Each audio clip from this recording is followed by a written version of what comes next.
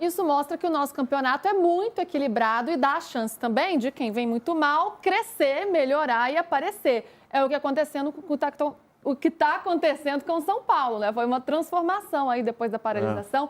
Ontem, mais uma boa vitória diante do Fluminense, 3-1. Ainda assim, um pênalti perdido, 2 gols anulados, ou seja, poderia ter feito mais. É um São Paulo diferente sob o comando de Hernan Crespo. E, Hernan, você estava lá. Sim.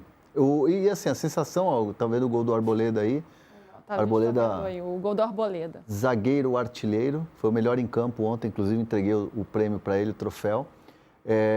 O São Paulo, o São Paulino saiu no intervalo, foi pro intervalo, com aquela sensação de que, tipo assim, 1-0, perdeu um pênalti. O time, às vezes, com o Zubeldia, era um time que sentia demais quando errava. Então, por exemplo, se fosse o São Paulo do Zubeldia, talvez o time sentisse um pouco mais. E até mesmo quando estava 2-1, o Fluminense fez aquele golaço e diminuiu e ainda tinham 8 minutos de acréscimo, ainda mais um pouco, tinha 10 minutos de jogo, eu pensei, será que o São Paulo vai viver aquele filme que vivia com o Zubeldia e acabava tomando empate no final, aquela coisa toda? Isso aconteceu em vários jogos, estou trazendo dados para vocês.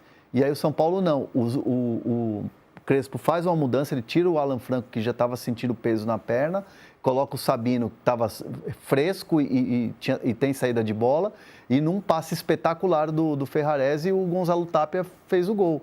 Né? Eu critiquei muito o Gonzalo Tapia, falando bem a verdade aqui. A contratação, eu já olhei assim, chileno, não jogou no River. E aí depois... Chileno é sempre difícil.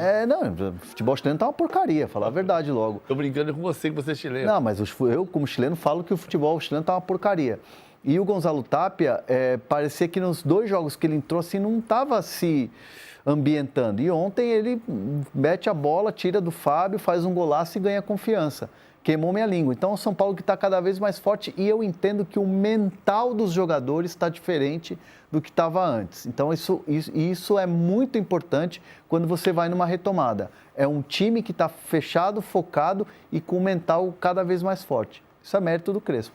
Você percebe essa mudança comportamental também, PVC? Porque em campo a gente tem visto, né? Um time muito mais consistente, um time muito mais intenso, aparentemente confiante mesmo, que é o que o Hernan está trazendo para a gente. E também, né, com um outro espírito, assim. E aí as individualidades aparecendo. Ferreirinha, né, marcando. O Luciano em uma outra fase também. Qual foi essa virada de chave?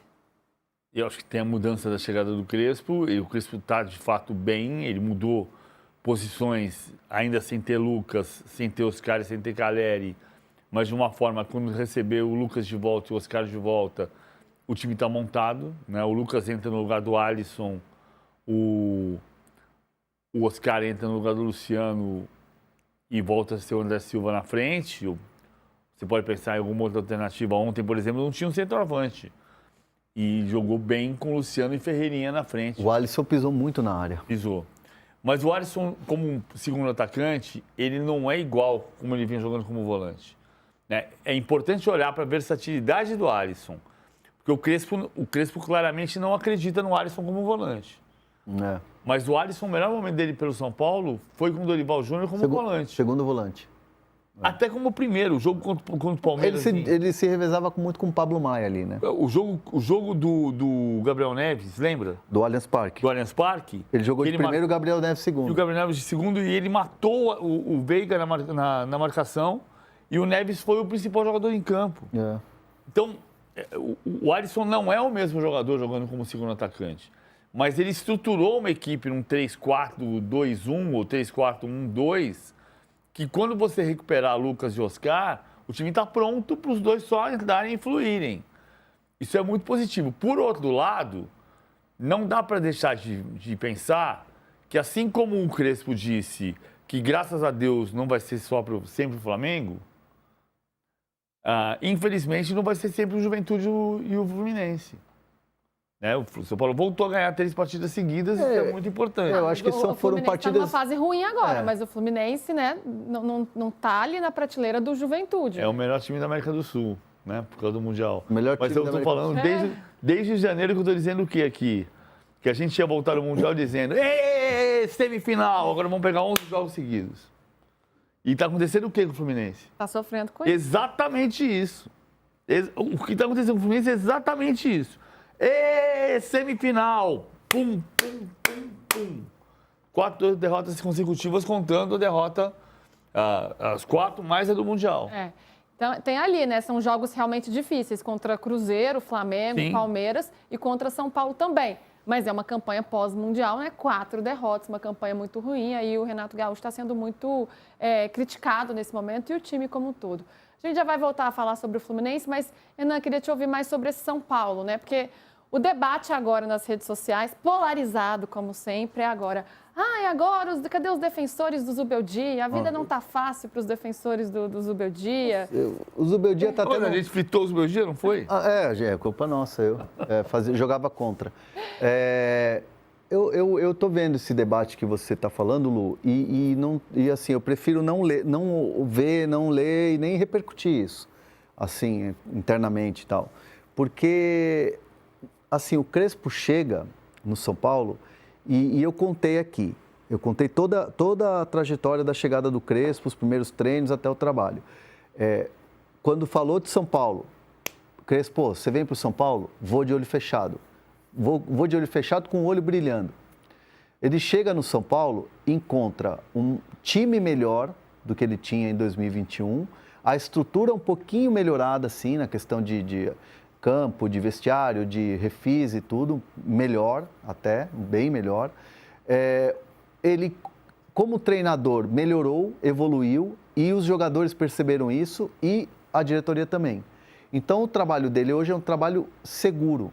Diferente daquele treinador que ganhou com Defensa e Justiça, que é pequenininho e chega num São Paulo, onde ele, Crespo, fala, não imaginava que o São Paulo é tão grande, tão gigante assim e tal. Né? Isso de trabalho no dia a dia. Então, o Crespo, ele está mais seguro, está mais confiante e ele tem uma relação muito boa com os jogadores, que é de falar na cara. Luciano, você vai jogar na área. Marcos Antônio, nos treinos, está aqui, comendo a bola, dando mobilidade para o meio campo. Você é meu motorzinho no meio campo.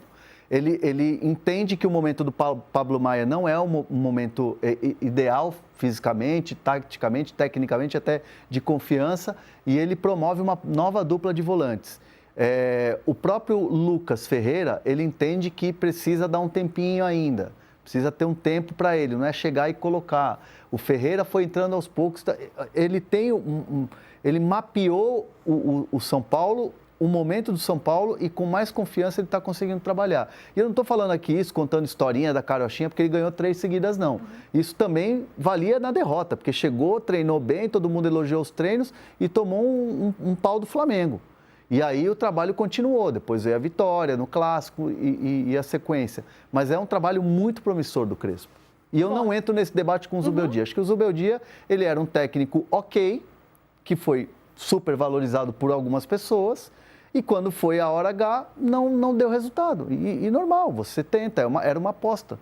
Como o Carpini foi. Já foi, né? Agora já foi, está lá em Buenos Aires. São Paulo também seguindo a vida dele, está seguindo bem agora sob o comando de Hernan Crespo, e alguns jogadores seguindo muito bem. Luciano, 3 gols e 3 assistências nesses últimos jogos, que loucura. Ontem até perdeu um pênalti, mas a gente vê esse novo momento do Luciano, que tem a ver com essa questão do posicionamento que você estava falando, né, Hernan? Numa posição que ele gosta mais, ali um pouco mais próximo ao gol, e ele assumindo esse protagonismo, é interessante. Mas quem também apareceu muito bem ontem foi Ferreirinha. Vamos ouvir o Ferreirinha falando sobre essa mudança, né? O que transformou o São Paulo nessas últimas partidas? Vamos com o pezinho no chão, né? Vamos trabalhando. A gente entendeu bastante a ideia que o professor está passando para a gente. Acho que é jogo a jogo. Vai ter momentos também que a gente vai passar por dificuldades, mas como eu falei, confiar no professor e ganhando jogos. Tá aí, então, Ferreirinha. Faltam 4, hein? Já foram 6 pro Craque Neto, hein? Cumprir a promessa dele. Não vou ficar zoando o Craque Neto, porque quarta-feira eu vou trabalhar com ele. Então, Mas isso não é zoação, não. A gente está aguardando esse momento. Vai ser um grande momento da TV brasileira. Estou aguardando esse momento. PVC, você percebe uma mudança, a gente falou, né, de uma forma mais coletiva, mas alguns jogadores aparecendo mais, como o Luciano e agora o Ferreirinha também no jogo de ontem. Você acha que teve essa mudança mesmo? Eu acho que é a 4ª vez que o Luciano é o único reforço do São Paulo na temporada.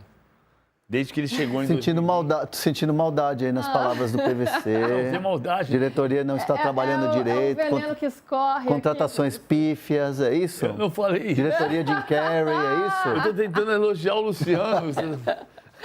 Ai. Eu tô elogiando o Luciano. Interpreta de um jeito, né? Eu tô elogiando. A primeira vez que o Luciano foi o único reforço da temporada foi quando ele chegou com o Fernando Diniz, que ele era o único reforço e o São Paulo virou líder do campeonato. Sim. Depois, em alguns momentos, antes da chegada do Lucas, que ele era o cara que decidia jogo e até que ele foi expulso, tomou um terceiro cartão amarelo naquele jogo da Copa do Brasil, semifinal contra o Corinthians, o Lucas entrou e ele teve que amargar a reserva. Depois ele voltou a ser titular em ausência do Lucas e voltou a ser goleador. E agora é a mesma coisa. O São Paulo tem um momento em que o São Paulo montou um time para ser o São Paulo de Lucas, Oscar e Caleri e não tem nenhum dos três. E quem resolve o problema? O Luciano. O Luciano está em todos os gols do São Paulo na era Hernan Crespo.